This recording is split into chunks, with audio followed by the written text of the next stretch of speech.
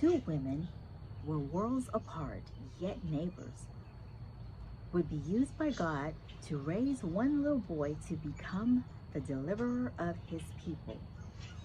These two women had nothing in common except for a mother's love for the same baby boy.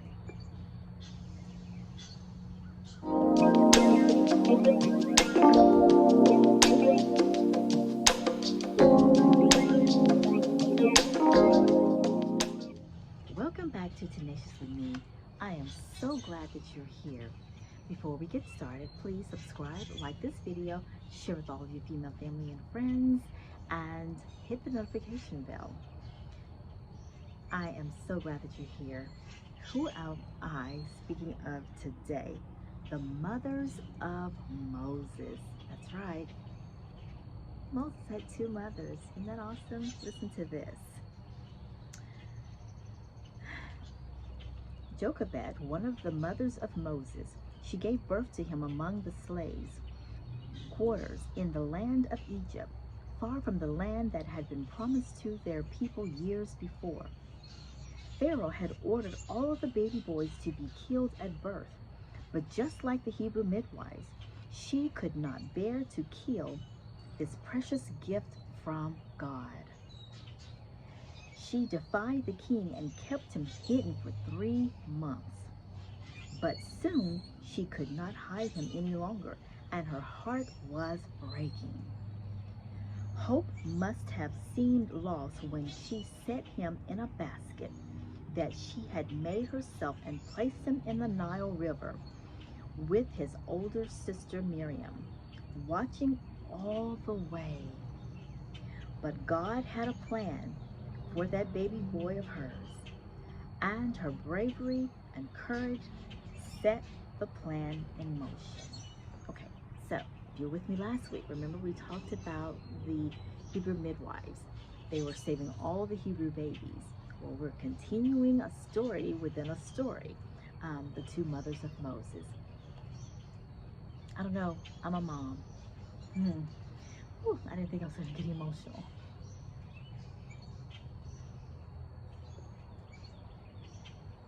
Because I did not plan or rehearse anything. I want you to know that I just go for it when I come. I want to be as prepared as possible, and that's just reading the Word of God and studying it and allowing Him. But today, I didn't really write a whole lot of notes to keep myself focused. So, being a mom, putting my baby in that basket, releasing and letting go for my child to be safe, knowing and hearing God that He is going to be the one that's going to take care of my baby, and for me, my babies. And for me, I have increased because I have bonus children. So to sit and think, to know, and to have that kind of faith, to put my baby in that basket, in that Nile, to protect my baby, knowing that God has him or her or them. Down the river, another young woman, would see the basket while she was bathing in the Nile, while Pharaoh had ordered that this baby be killed. His own daughter would be the one to rescue Moses from the dangerous river and from her very own people. Oh my God. She took pity on him and raised him as her own.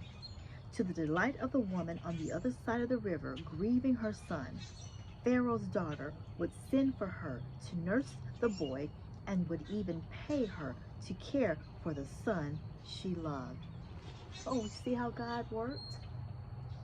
He still made a way for her to be able to take care of her very own baby. Wow. Sometimes I wonder as I read about these women of grace, have I lived to the full capacity of that in any way, shape, form, or fashion? So as I'm reading and sharing with you today, reflect. Ask yourself, have you walked in that type of faith? Okay? God was working all along and preparing this young boy to deliver his own people. A hurting mother who felt desperate and alone, and a princess who had compassion were both used by God to save the people of God. There may be times that we feel alone and desperate. I want to share this with you. But we are never alone.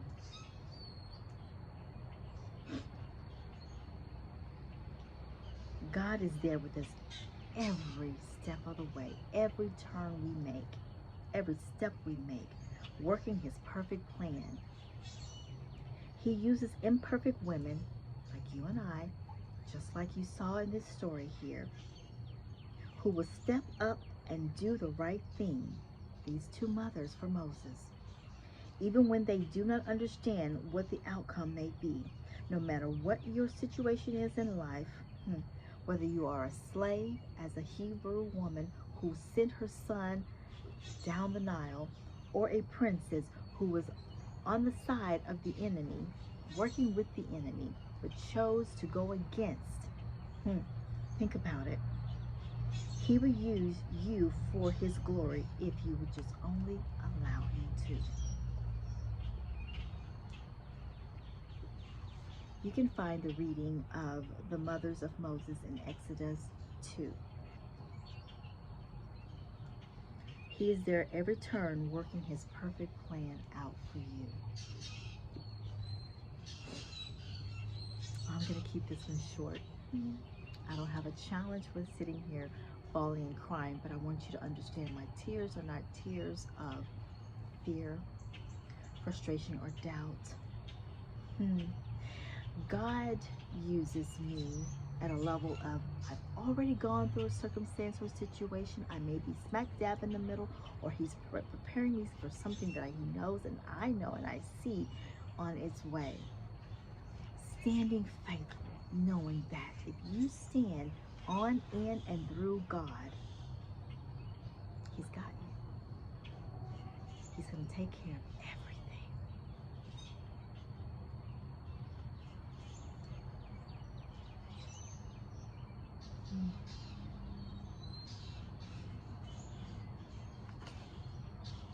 And I know the Lord will fix it for me. I know the Lord will fix it for me. If I just hold to his hand and live by his command, I know the Lord will fix it for me. And for you too. I love you. Please subscribe, like this video, share with all of your female family and friends. Hit that notification bell so that you know when I am back on again. You are fearfully and wonderfully made. I love you, and we'll talk